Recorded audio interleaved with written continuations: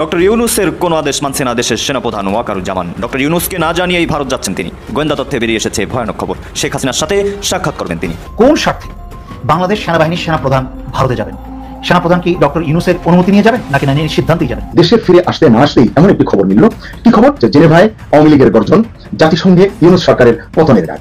এই বিক্ষোভে যে জেনেভার রাস্তায় যে বিক্ষোভ করছেন, বিক্ষোভে অংশগ্রহণকারীরা ইউনূস সরকারের পদত্যাগ দাবি করছেন, এমনকি তার নোবেল খেতাব বাতিলেরও দাবি তুলছেন। এই খবর তো আমরা জানি, আপনাদেরকে আমি বলেছি যে বিশ্বস্ত সূত্রে জানা খবরে শেখ হাসিনা যখন ভারতগামী বিমানে উঠলেন সেই সময়টায় সেনাপ্রধান তাকে ফোন করেছিলেন, ওয়াকারুজ্জামান তাকে ফোন করে বলেছিলেন যে আপনি আমার উপর ভরসা রাখলেন না স্যার। এই যে শেখ হাসিনার ভরসা প্রার্থনাকারী সেনাপ্রধান ওয়াকারুজ্জামান, তার সঙ্গে শেখ হাসিনার সম্পর্ক, শেখ হাসিনার যোগাযোগ এখনো অব্যাহত থাকলো। ডক্টর ইউনূসের শাসনের অবসান ঘটতে চলেছে না, ডক্টর ইউনূসের শাসনের অবসান ঘটে গিয়েছে।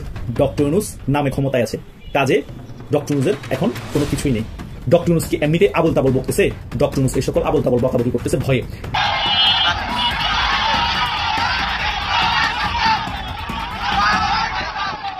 নিউজে আপনাদের স্বাগতম। বাংলাদেশের ডক্টর মোহাম্মদ ইউনূস কি করতে চাচ্ছে?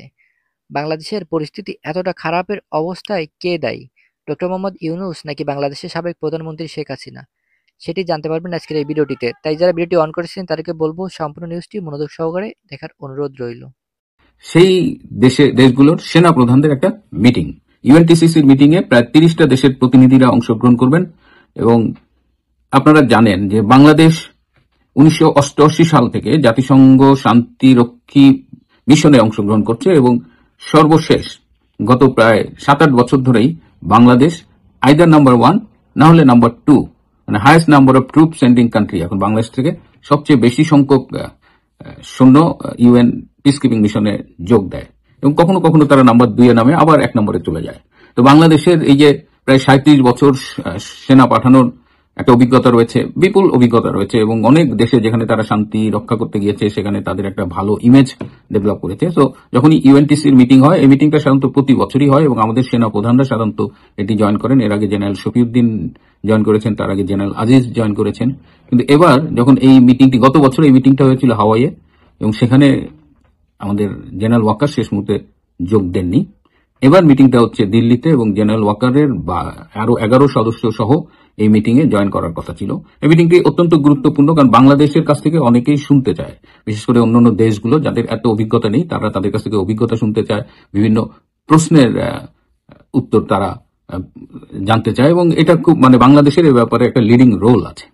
এরপরে যে সাউথ এশিয়ান যে কাউন্টার টেরোরিজমের মিটিং, এটা জানেন যে আমাদের পুরো দক্ষিণ এশিয়ায় জঙ্গিবাদ, সন্ত্রাসবাদ এটা একটা সমস্যা এবং বাংলাদেশ শেখ হাসিনা সরকারের আমলে বিশেষ করে এই জঙ্গিবাদ নিয়ন্ত্রণে খুব সাফল্যের সাথে ভূমিকা রেখেছিল এবং বাংলাদেশে এই ইসলামী সন্ত্রাসী, ইসলামী জঙ্গিবাদ বা এই ধরনের বিচ্ছিন্নতাবাদী এদের নিয়ন্ত্রণে বাংলাদেশকে কিন্তু আমেরিকা, ইংল্যান্ড, ইউরোপের অনেক দেশ বিভিন্ন রকমের সহায়তা করেছে, প্রশিক্ষণ দিয়ে, টেকনোলজি দিয়ে।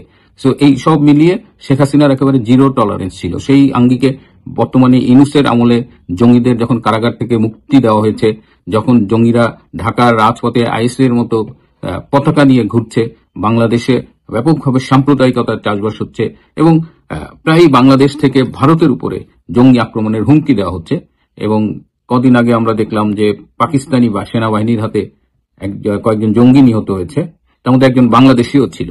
তো সব মিলিয়ে এই সাউথ এশিয়ান কাউন্টার টেরোরিজমের এই মিটিংটাও খুব গুরুত্বপূর্ণ। এই দুটো মিটিংয়েই জেনারেল ওয়াকার যোগ দেওয়ার কথা ছিল এবং মিডিয়ায় সেরকম নিউজও এসেছে, কিন্তু আলটিমেটলি জেনারেল ওয়াকারের সেখানে যোগ দেওয়া হচ্ছে না। এটার কারণ জানতে গিয়ে অনেকেই বলছেন তিনি নিজের থেকে যাননি, কিন্তু বিষয়টা তা নয়। ডক্টর ইউনূস তাকে ভারতে যাওয়ার অনুমতি দেননি। কয়েকদিন আগে ভারতের কলকাতার ফোর্ট উইলিয়াম, যেটাকে এখন বিজয় দুর্গ বলে, সেখানে একটা উচ্চ পদস্থ ভারতীয় সামরিক কর্মকর্তাদের মিটিং ছিল, সেখানে জেনারেল ওয়াকার যেতে চেয়েছিলেন, ডক্টর ইউনূস দেয়নি। এই যে 13 থেকে 16 দুটো মিটিং হবে এই মাসে, সেখানেও কিন্তু ডক্টর ইউনূস জেনারেল ওয়াকারকে যাইতে দিলেন না, তার পরিবর্তে যাচ্ছে এই আর্মি ট্রেনিং অ্যান্ড ডক্টরিন কমান্ডের GOC lieutenant general Mainur Rahman. কেন জেনারেল ওয়াকারকে ভারতে যাওয়ার ব্যাপারে ডক্টর ইউনূস অনুমতি দেন না এবং খুব দ্রুত, কারণ এর আগে আবার 22 থেকে 27 সেপ্টেম্বর ইন্দো প্যাসিফিক রিজিয়নের সেনা প্রধানদের যে মিটিং হলো মালয়েশিয়ায়, সেখানে কিন্তু ঠিকই গেছে, কিন্তু ভারত হলেই কেমন জানি ডক্টর ইউনূসের প্রশাসনের ভেতরে একটা আতঙ্কের সৃষ্টি হয়। তারা এত ভয় পায় কেন যে জেনারেল ওয়াকার ভারতে গেলে ভারতের উচ্চ পদস্থ কর্মকর্তাদের সাথে তিনি গোপন বৈঠক করবেন। দিল্লিতে বর্তমানে শেখ হাসিনা অবস্থান করছেন, জেনারেল ওয়াকার গোপনে শেখ হাসিনার সাথে বৈঠক করবেন। আওয়ামী লীগ, ভারত, শেখ হাসিনা, এই শব্দগুলো ডক্টর ইউনূসের পুরো প্রশাসনের উপদেষ্টা পরিষদের বুকে ভীষণ কাঁপন ধরায়।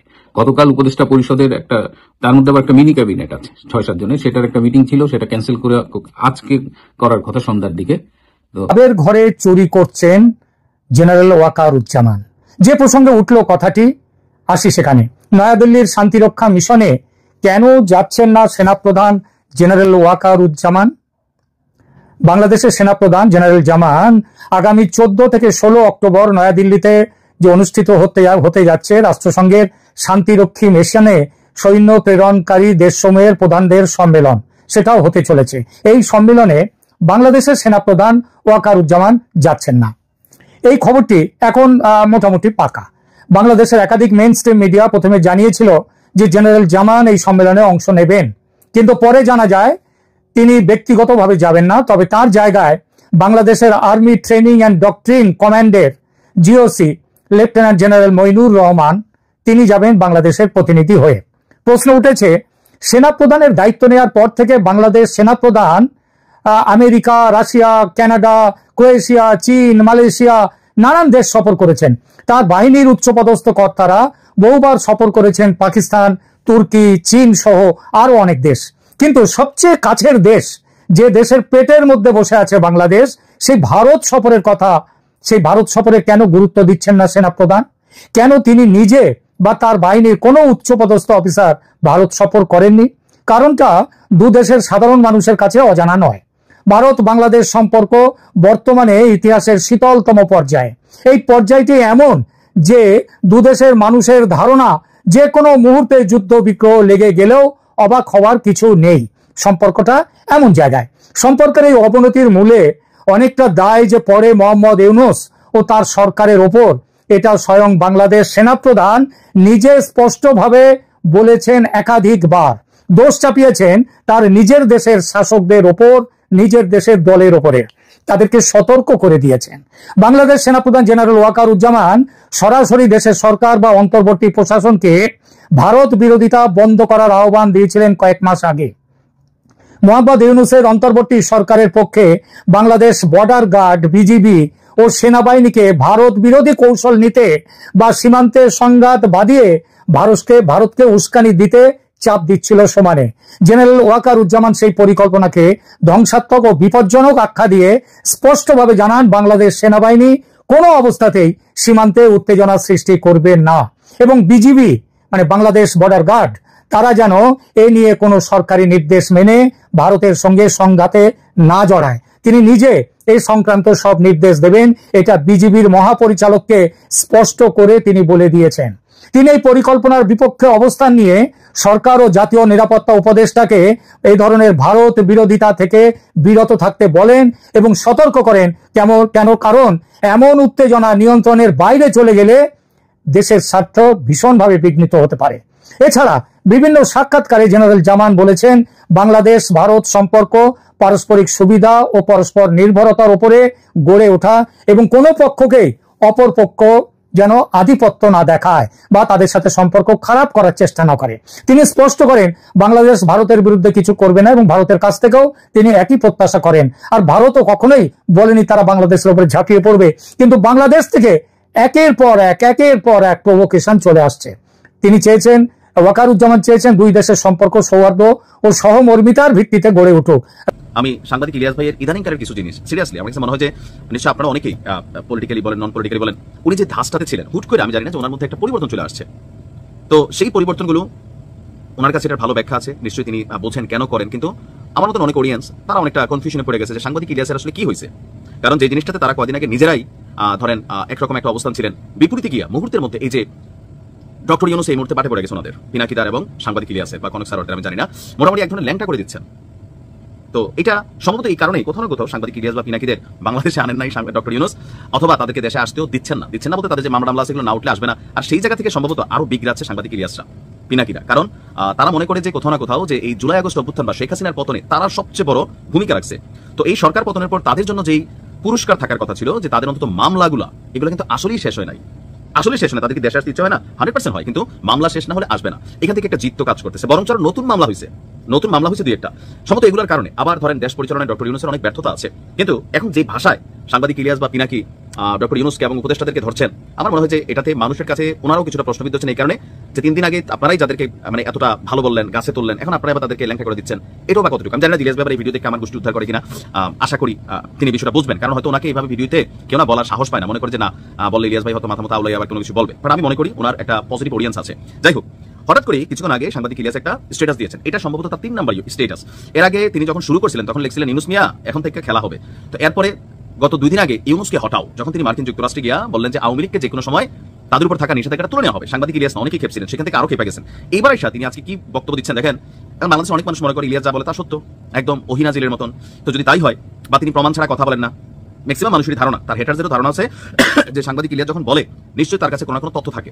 তো তিনি বলছেন যে প্রথম জায়গাটা হচ্ছে আক্ষেপের, যে এদেশে এত একচেটিয়া জনসমর্থন আর ভালোবাসা ডক্টর ইউনূসের আগে কেউ পায় নাই। এটা কিন্তু সত্য, এই কথাটা নিরাট সত্য যে বাংলাদেশের ইতিহাসে যে কোনো রাজনৈতিক দল ক্ষমতা আসলে তাদের দলের ভোটটা পায়, কিন্তু ডক্টর ইউনূসকে আওয়ামী লীগ ছাড়া বাকি যারাই আছে ফুল সমর্থন দিয়ে কিন্তু বসাইছিল। কিন্তু তারপর লিখছেন ডক্টর ইউনূস, কিন্তু ইউনূস সুযোগটা কাজে না লাগিয়ে চোর বাটপারদের লুটপাটের সুযোগ করে দিল নিজেও। ওনার বিরুদ্ধে লেখলো তিনি যে নিজেও, তার মানে ডক্টর ইউনূস ওনাকে নিয়ে কয়েকদিন আগে তিনি লিখছিলেন যে আপনার মতন ভদ্র চোর, আরো বিভিন্ন ভাষায় অনেক লুটপাটের গল্প তিনি বলছেন। এখন আসলে কি এগুলো সত্য, নাকি সাংবাদিক ইলিয়াস ঝাল মিটানোর জন্য বলছেন, নাকি আসলে তার কাছে তথ্যপাত্র প্রমাণ আছে? মাঝে মাঝে দেখি যে এই নাহিদ তাহিদ আসিফ টাসিফ এদেরকেও কিন্তু হুঁশিয়ারি দিতে যে তোমাদের কিছু এখনো বলতেছি না, অনেক কিছুই আছে, সময় হলেও কিন্তু ফাঁস করে দিব বা জানাই দিব। এখন ডক্টর মোহাম্মদ ইউনূসকে নিয়ে শান্তিতে নোবেল প্রাপ্ত এত একজন বড় মানুষ, ওনাকে নিয়ে যখন সাংবাদিক ইলিয়াস এই ধরনের একটা স্ট্যাটাস দেন, কোথাও না কোথাও আমার কাছে মনে হয় যে ডক্টর মোহাম্মদ ইউনূসের যে মান সম্মান সেটা শেষ হয়ে গেছে। আরেকটা স্ট্যাটাস দিয়েছেন দেখেন একদিন আগেই, যে অনেকেই কাজটাজের জন্য ফোন করেন তদবির করার জন্য, আমার ক্ষমতা নাই তাই কিছু করতে পারি না, তবে ফ্রিতে সবাইকে একটা পরামর্শ দেই, কোম্পানির নামের আগে গ্রামীণ লাগাই দেন। তো কি হবে, গ্রামীণ লাগাই দেন, কাজ পেয়ে যাবেন, যেমন গ্রামীণ ব্যাংক, গ্রামীণ বিশ্ববিদ্যালয়, গ্রামীণ হাসপাতাল, গ্রামীণ সমবায় ব্যাংক ইত্যাদি ইত্যাদি। শুনেছি গ্রামীণ নামের প্রতিষ্ঠানগুলো ধুমায়ে কাজ পাচ্ছে, লুটে পুটে খা শালা চোরের বাচ্চারা। দেশ